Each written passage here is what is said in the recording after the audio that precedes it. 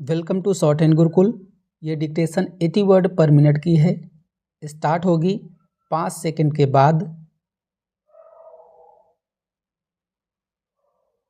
Start. उपाध्यक्ष महोदय, मैं राष्ट्रपति महोदय के भाषण पर जो धन्यवाद प्रस्ताव है उसका समर्थन करने के लिए खड़ा हुआ हूँ।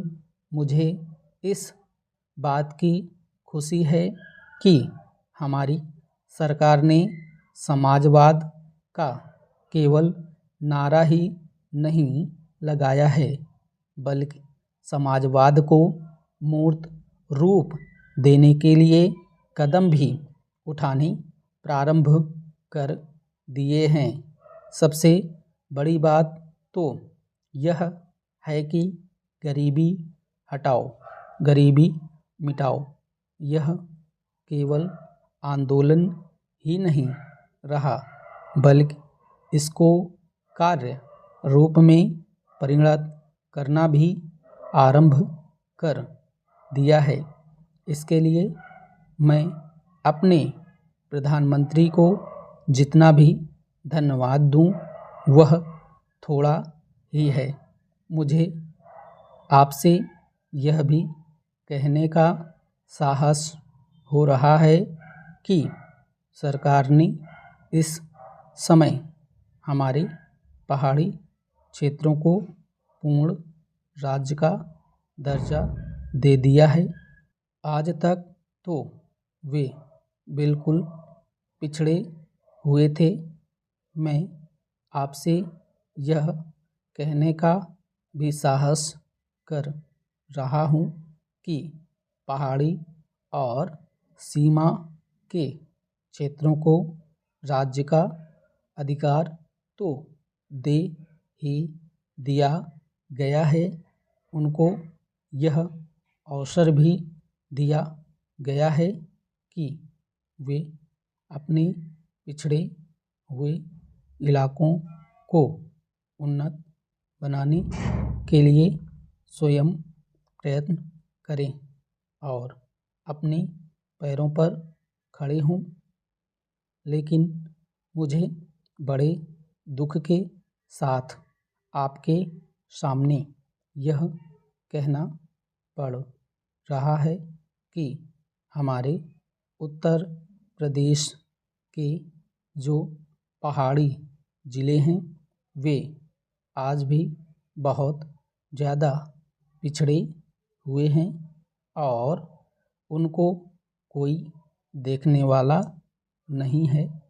मैं सरकार का ध्यान इस बात की ओर दिलाना चाहता हूँ कि कुछ दशक पहले इसी दिल्ली में पहाड़ी इलाकों के सैकड़ों भूमिहीन किसानों का एक बहुत बड़ा जुलूस निकला था और उन्हें हमारे राष्ट्रपति ने आश्वासन दिया कि उनकी भूमि समस्या हल करने के लिए वे उत्तर प्रदेश की सरकार को लिख रहे हैं।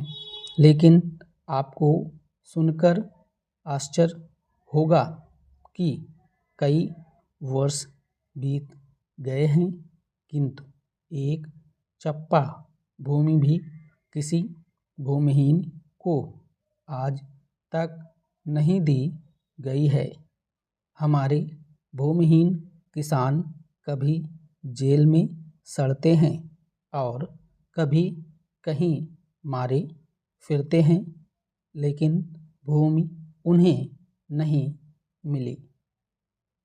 इसी प्रकार मैं आपको यह भी बता देना चाहता हूँ कि एक बार हमारे मुख्यमंत्री जी ने भी लिखा था कि हमारे उत्तर प्रदेश के जो पहाड़ी ज़िले हैं वे पूरी तरह से पिछड़े हुए हैं। इसके अलावा एक बार हमारे प्रधानमंत्री जब यहाँ दौरे पर आए थे तब उन्होंने एक सार्वजनिक सभा में भाषण दिया था। उपाध्यक्ष महोदय, अपने भाषण में उन्होंने कहा कि मैंने आज तक ऐसी गरीबी के दर्शन नहीं किए जैसा कि मैं देख रहा हूँ। ऐसी गरीबी जब हम स्वतंत्र नहीं थे तब अवश्य देखने को मिलती थी, लेकिन स्वतंत्रता के पश्चात मैं पहली बार ऐसी गरीबी देश के किसी भाग में देख रहा हूँ। देश के विकास के काम को बढ़ाकर ही ऐसी गरीबी हम हटा सकते हैं। सरकारी उद्योगों की स्थिति अजीब है। हर संभव कोशिश से और सद्भाव बनाकर सरकारी उद्योगों के कर्मचारियों को आप अच्छा वेतन देते हैं और उन्हें रहने का अच्छा स्थान देते हैं, फिर भी घाटा होता है और देश का नुकसान होता है। कारण क्या है? कारण यह है कि आपकी औद्योगिक नीति गलत है और जो रुपया आपके पास है उसको भी आवश्यक काम के लिए खर्च नहीं कर रहे हैं। एक तरफ बोकारो के लिए 600 करोड़ रुपया रख रहे हैं और दूसरी ओर राजस्थान नहर को पूरा करने के लिए आप कहते हैं कि हमारे पास पैसा नहीं है। एक और महाराष्ट्र के अंदर आप नई चीनी मिलें खोल रहे हैं और दूसरी ओर उत्तर प्रदेश और बिहार के अंदर कारखाने बंद हो रहे हैं या जो उनकी क्षमता है उस पर पूरे तौर पर काम नहीं कर रहे हैं। यह कोई औद्योगिक नीति नहीं है, इसलिए यह कहना ठीक नहीं है कि हमारी औद्योगिक नीति सफल हुई है। मंत्री महोदय कहते हैं कि वे सिंचाई के लिए एक सिंचाई आयोग बनाएंगे। अच्छी बात है, मगर सिंचाई की क्या हालत है हमारे देश के अंदर, यह भी तो देखिए।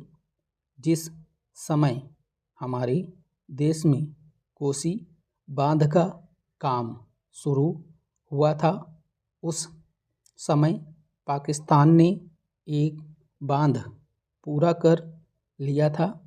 वहाँ उससे सिंचाई हो रही है और हमारे यहाँ इसका काम आधा भी नहीं हुआ है। राजस्थान नहर शुरू हुए कितने वर्ष हो गए हैं, परंतु अभी भी वह बनी नहीं। हमारे यहाँ कोई ठीक तौर तरीका नहीं है। मंत्रियों और सांसदों के मकानों के लिए करोड़ों रुपए निकल सकते हैं, मगर देश के उद्योग के लिए, देश के किसान और मजदूर के लिए जो रुपया चाहिए वह नहीं मिल सकता। उसके लिए रुपया नहीं दे सकते हैं। यह कोई उद्योग नीति नहीं है, यह एक खिलवाड़ किया जा रहा है। मैं कल सदन को बतला रहा था कि कुछ सड़कें विश्व बैंक की सहायता से बनने वाली थी। स्टॉप।